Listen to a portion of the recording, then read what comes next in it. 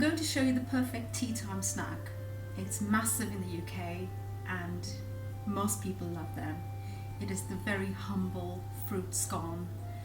My version today is going to be based on vegan scones, and I want to get cracking. I'm looking forward to eating one myself. As you can see, all of the ingredients are ready and prepped, and we are going to put them all together and make our scone dough. Firstly, I have 475 grams of sifted self-raising flour. I have 70 grams of caster sugar. I have a pinch of salt, and I have an additional teaspoon of baking powder, just because I want to get a good rise. I'm just going to mix up all the dry ingredients together. I have 75 grams of dairy-free spread. I'm going to get my hand stuck in there and bring the dry ingredients and the spread together.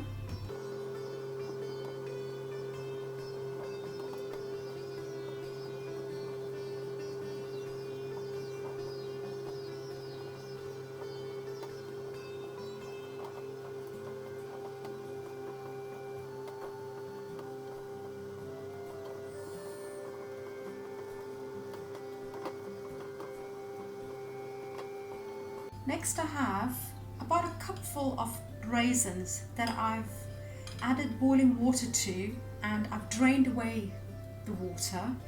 This is mainly to plump up the raisins, and while we're baking the scones, raisins won't burn and it adds more moisture to the scones.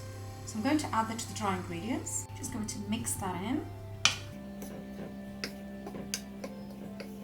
I'm adding a tiny drop of vanilla essence to the milk, and this is almond milk that we're using, and I'm going to add the milk to the dry ingredients.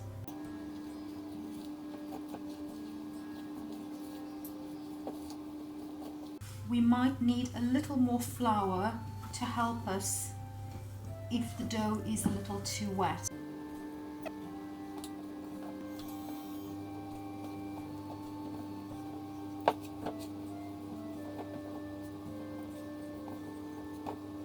The dough feels quite good. I'm going to turn that over onto my work surface.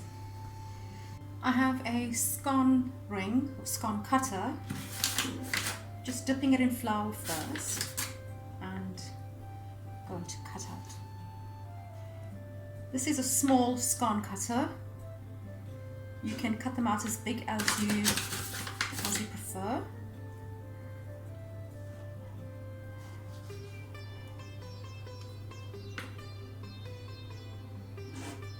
The reason you want to dust the scone cutter first is because you get quite a neat cut and it easily falls out.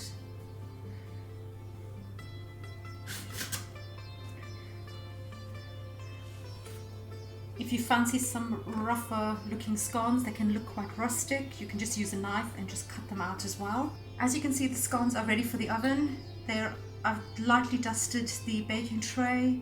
I'm going to bake them at 180 degrees Celsius for roughly 15 to 18 minutes.